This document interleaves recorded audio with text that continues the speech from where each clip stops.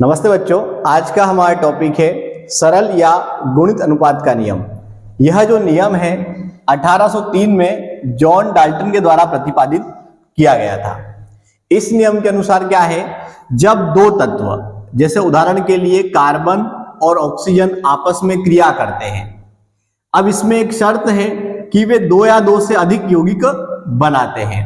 अर्थात कार्बन और ऑक्सीजन आपस में क्रिया करते हैं तो वे कार्बन मोनोऑक्साइड बनाते हैं, एवं कार्बन जब ऑक्सीजन से क्रिया करता है तो वह कार्बन डाइऑक्साइड बनाता है।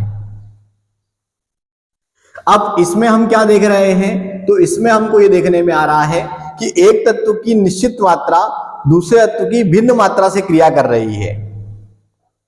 यहां पे कार्बन की जो मात्रा है वो फिक्स है, लेकिन जो ऑक्सीजन की जो मात्रा है वह उसमें चेंज किया गया है।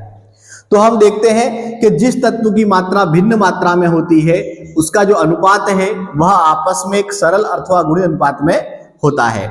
जैसे यहाँ पे हमारा एक ऑक्सीजन है, यहाँ पे हमारे दो ऑक्सीजन है, तो एक ऑक्सीजन का जो भार है द्रव्यमान की दृष्टि से 16 और इसका भार हमारा 32, तो 16 एकम 16 और 16 दूनी 32। तो आप देखें कि ये कैसे रेशो में है, आपस में एक गुणित रेशो में है, या आप कहें एक सरल रेशो में है। इनका जो अनुपात है वो एक भिन्न अनुपात में नहीं आएगा। ऐसे ही हम एक और उदाहरण लेते हैं। जैसे उदाहरण के लिए हाइड्रोजन एवं ऑक्सीजन आपस में रिएक्शन करते हैं तो आप जानते हैं कि H2O बनता है एवं H2O2 बनता है।